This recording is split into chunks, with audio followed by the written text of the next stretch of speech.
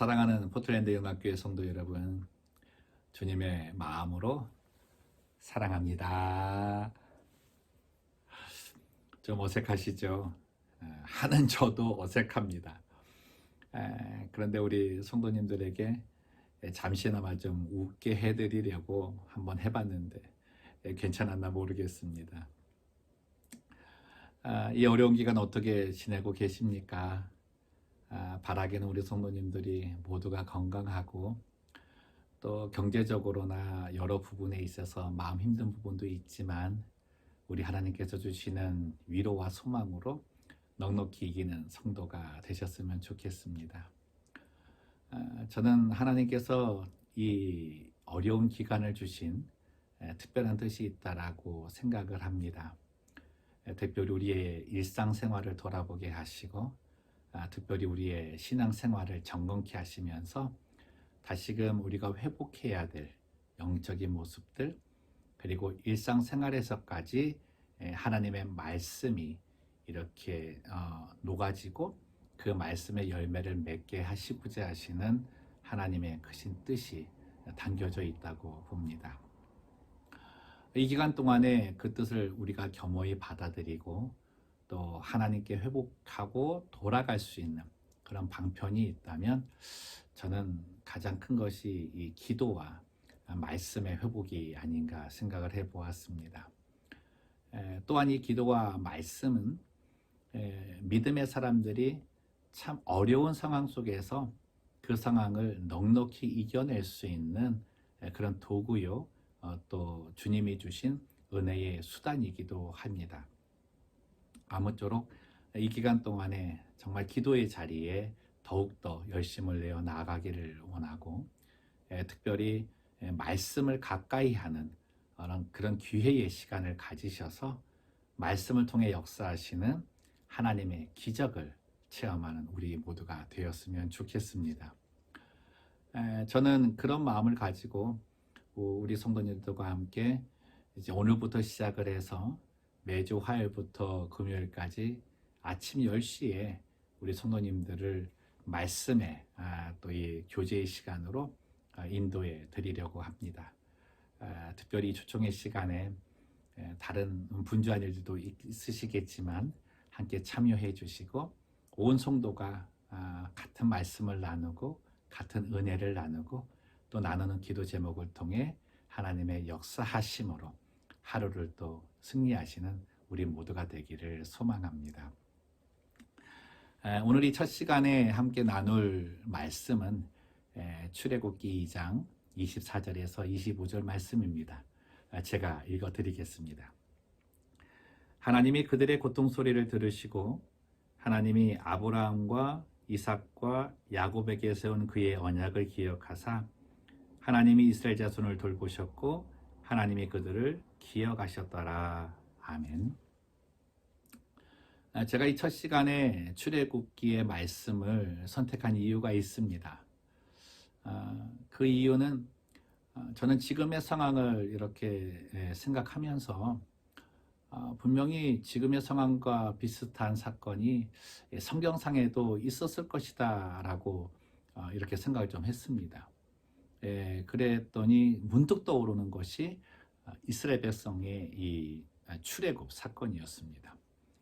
그 가운데서도 출애굽 과정에서 하나님께서 행하신 10가지 재앙의 일을 생각을 해봤는데요.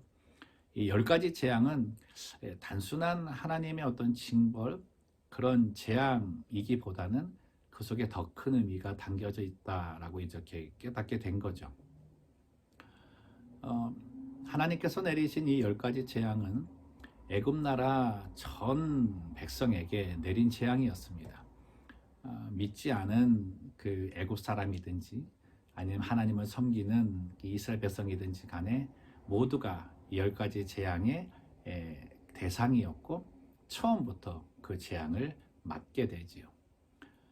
그런데 그 속에 담겨진 큰 의미는 하나님께서 하나님을 나타내시는 그 메시지를 줌에도 불구하고 그것을 거역한 사람들은 10가지 재앙을 다 받았다는 겁니다.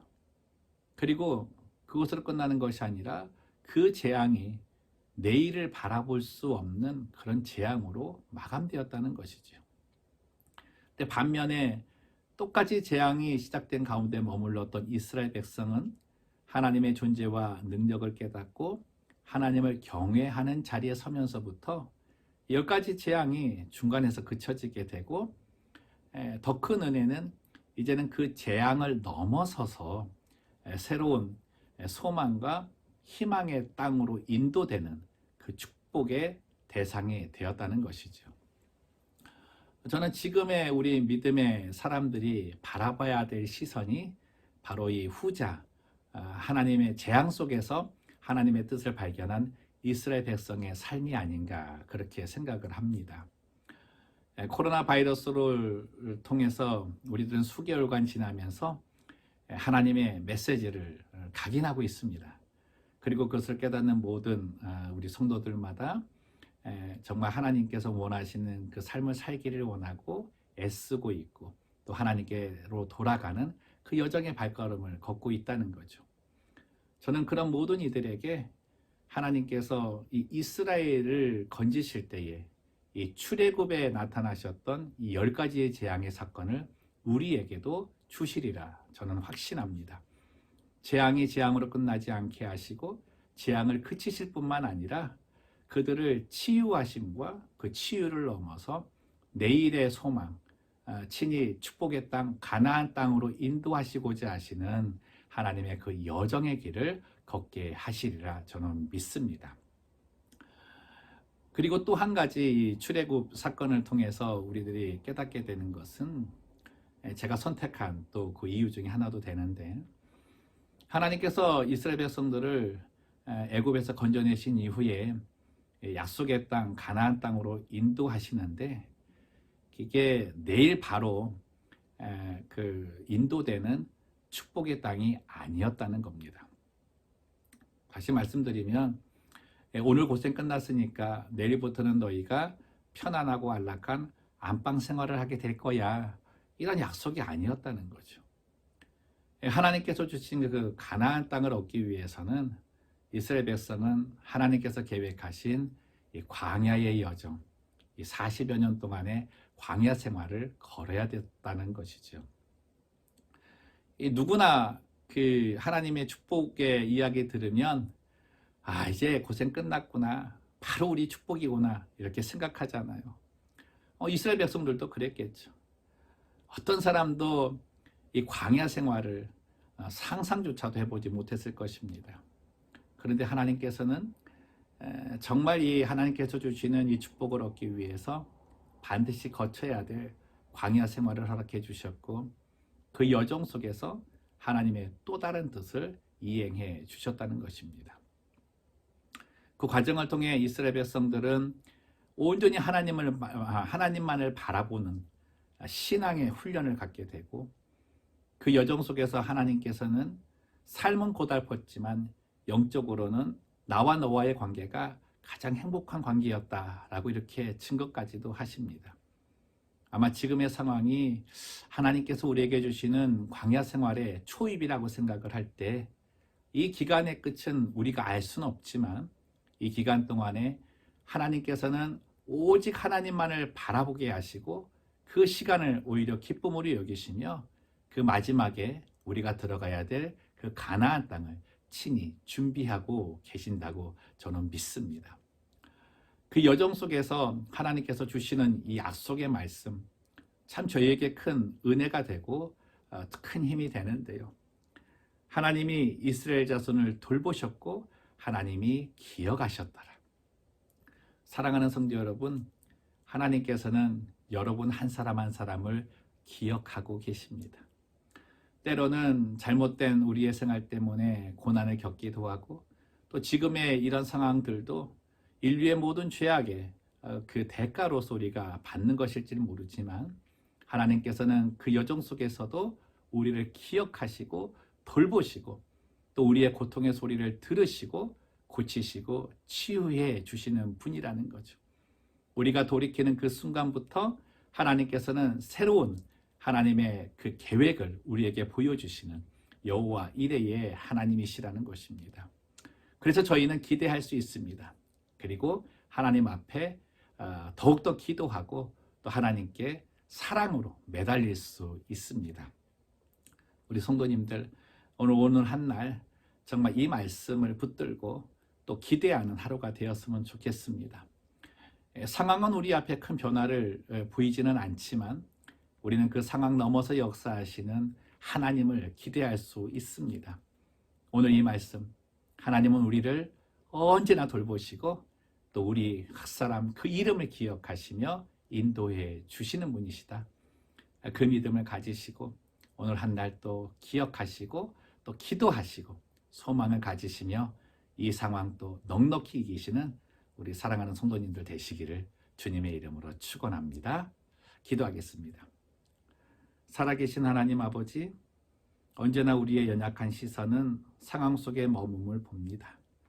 재앙을 맞는 모든 상황을 바라보며 그 재앙이 내게 임할 때 저희 또한 믿음이 연약해서 이 재앙만을 바라보며 쓰러질 때가 너무나 많습니다.